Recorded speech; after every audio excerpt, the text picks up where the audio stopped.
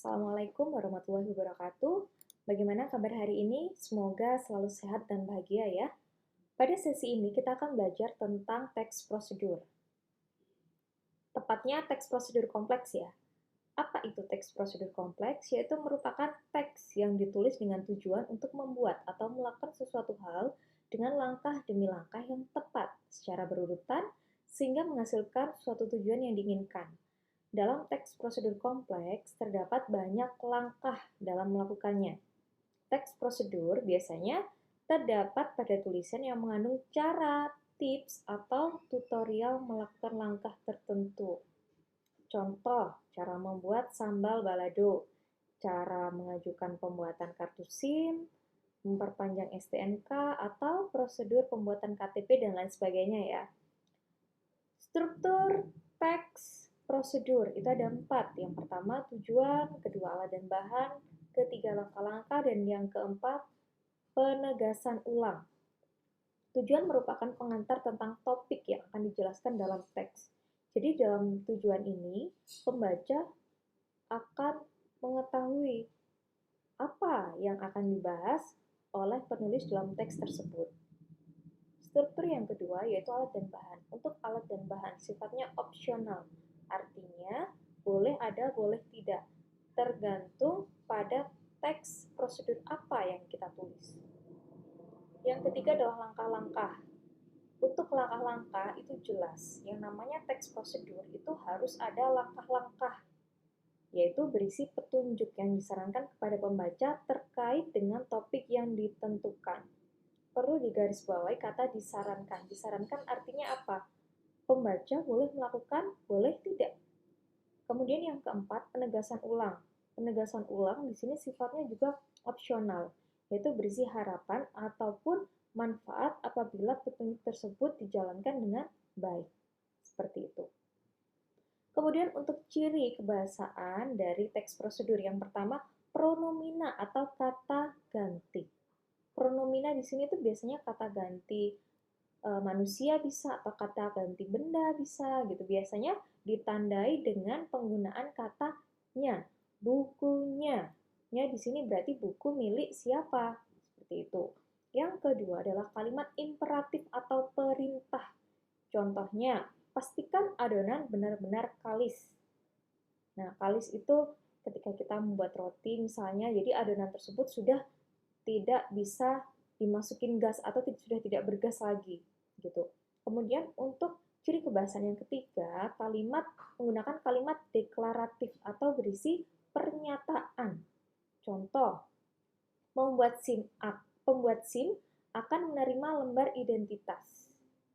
Kemudian ciri yang keempat yaitu konjungsi temporal. Contohnya, kemudian selanjutnya, lalu setelah itu. Ciri selanjutnya yaitu terdapat bilangan penanda. Contoh, pertama, kedua, ketiga, keempat, dan seterusnya. Ciri selanjutnya yaitu terdapat keterangan cara dengan cepat, dengan perlahan, dengan lembut. Jadi untuk keterangan cara itu biasanya ditandai dengan kata dengan. Ciri selanjutnya yaitu menggunakan kalimat interrogatif. Interrogatif itu merupakan kalimat pertanyaan. Nah, di kalimat interrogatif ini, pertanyaannya itu tidak harus ada jawaban. Contoh, mengapa harus menunggu adonan sampai kalis? Nah, di sini kan berupa kalimat pertanyaan, tapi pembaca tidak harus menjawabnya. Karena nanti setelah kalimat interrogatif ini, biasanya penulis akan menjawab mengapa harus menunggu adonan sampai kalis, karena bla bla bla dan seterusnya. Ciri selanjutnya yaitu menggunakan verba material. Contoh, masukkan air ke dalam wadah. Verba material di sini merupakan kata kerja yang dilakukan oleh fisik, yang terlihat oleh fisik. Masukkan berarti bisa memakai tangan atau menggunakan alat yang bisa dilihat oleh mata. Ciri yang terakhir yaitu menggunakan verba tingkah laku. Tingkah laku di sini artinya apa? tidak bisa terlihat langsung oleh fisik, tunggu sampai matang. Contohnya seperti itu. Contoh verba tingkah laku itu, jadi verba tingkah laku itu kebalikan dari verba material. Contoh lain lagi, verba tingkah laku, misalnya merindukan, itu kan tidak bisa dilihat. Terus juga tidak bisa bentuk dari merindukan itu bagaimana, bentuk dari menunggu itu bagaimana. Nah, seperti itu. Jadi itu merupakan contoh dari verba atau kata kerja tingkah laku. Gitu. Nah, ini saya memiliki contoh teks dari prosedur kompleks, judulnya Kiat Berwawancara Kerja.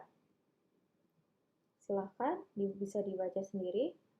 Bagi perusahaan, wawancara merupakan, nah, terus kemudian di paragraf 1 itu menjelaskan tentang tujuan ya. Wawancara merupakan kesempatan untuk menggali klasifikasi calon dan seterusnya. Kemudian di paragraf yang kedua, agar mudah dipahami oleh mitra baca, kita harus bicara dengan jelas. Jaga agar kita tidak berbicara terlalu cepat dan seterusnya. Di paragraf kedua di sini, itu langsung masuk ke dalam langkah-langkah. Jadi di teks yang saya contohkan ini tidak terdapat alat dan bahan. Langsung masuk ke langkah-langkah. Kemudian di paragraf yang ketiga, pewawancara sangat menghargai kandidat yang mampu menentukan nominal gaji yang diharapkan karena dan seterusnya dengan persiapan matang dan unjuk diri yang baik saat wawancara kita telah meninggalkan kesan yang layak untuk dipertimbangkan oleh perusahaan. Nah, ini merupakan manfaat seperti itu. Oke, semoga apa yang kita pelajari sekilas materi tentang teks prosedur tadi bermanfaat. Mohon maaf apabila ada salah kata. Terima kasih. Wassalamualaikum warahmatullahi wabarakatuh.